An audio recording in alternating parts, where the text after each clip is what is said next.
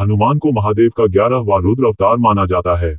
सब जानते हैं कि वह प्रभु श्री राम के सच्चे और सबसे बड़े भक्त है। हनुमान का जन्म अंजनेरी पर्वत पर माता अंजनी के कोख से हुआ था। उनके पिता का नाम वानरराज केसरी था। इस वजह से उन्हें अंजनी पुत्र और केसरी नंदन इन नामों से भी जाना जाता है। सूर्य के सुवर्ण निर्मित सुमेक में केसरी जी का राज्य था। एक बार अंजनी ने स्नान करके सुंदर वस्त्र आभूषण परिधान किया। उस वक्त पवन भगवान ने उनको कहा कि आपको सूर्य, अग्नि और सोने जैसा तेजस्वी वैज्ञानिकता महाबली पुत्र प्राप्त होगा, और वैसे ही हुआ। श्री राम का निष्ठावान सेवक भक्त जानकर हनुमान जी से हम सब परिचित है। हनुमान को असीम भक्ति और असीम विनम्रता ऐसे अनेक गुणों से पहचाना जाता है। हनुमान की जन्म की कथा यह श्री राम जी के जन्म से जुड़ी हुई है। अंजनी को संतान प्राप्त हो सके इसलिए वह भगवान शंकर जी की पूजा कर रही थी। आज भी शिव भक्त महाशिवरात्रि को शंकर जी की उपासना करते हैं। इस बीच अयोध्या के राजा दशरथ और उनकी 3 रानियां भी उनको पुत्र प्राप्ति हो सके इसलिए भगवान की आराधना कर रही थी। उन्होंने अपने गुरु के मार्गदर्शन से संतान प्राप्ति के लिए पुत्र कामेष्टि यज्ञ किया। यज्ञ के समापन पर तीनों रानियों को भगवान से खीर प्रसाद में मिली।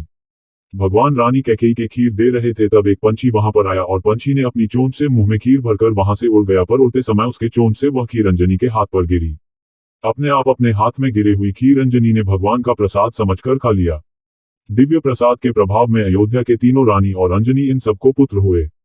केसरी और अंजना, इनको जो लड़का हुआ वह ईश्वर अवतार दिख रहा था। उन्होंने उसका नाम मारुति पवन रखा। वायुदेव की वजह से, उनकी शक्ति के वजह से वह फल खीर अंजना के हाथ में आया था। इस वजह से मारुति को पवन पुत्र भी कहते हैं। शंकर जी की कृपा से होने वाला यह बलवान मारुति रुद्रावतार मतलब शंकर जी का अवतार होने की श्रद्धा से लोग उन्हें मानते हैं। बचपन से मारुति को बहुत सारी शक्तियां प्राप्त हुई थी। एक दिन सूर्य उदय के समय उसके छोटे से लाल रंग के सूर्य को देखकर मारुति को वो सुंदर लड्डू लग रहा था। उसको निगलने के लिए हनुमान ने उड़ान भरी। इंद्रदेव के साथ साथ सभी देव भयभीत हो गए।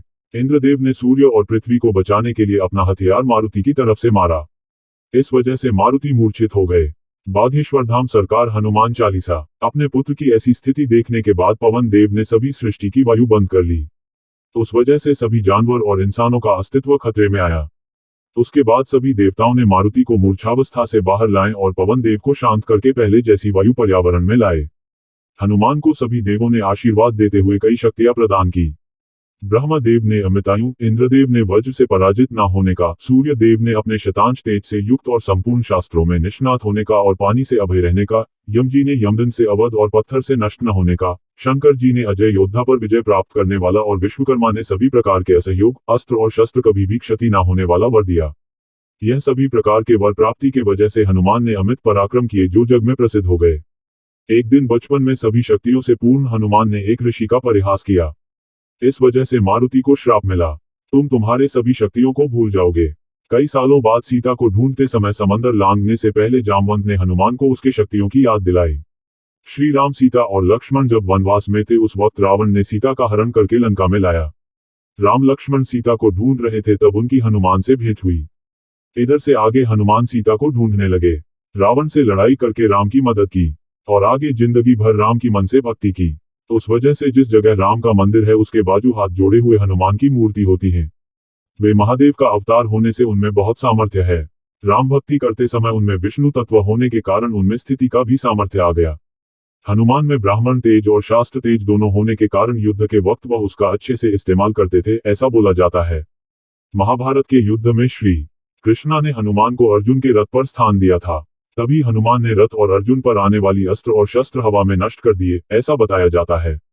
हनुमान शक्ति सामर्थ्य के लिए जितना प्रसिद्ध है उतना ही वह बुद्धि के लिए भी जाने जाते हैं। बचपन में हनुमान ने गुरुकुल में जाकर बहुत सारी विद्या सीखी थी।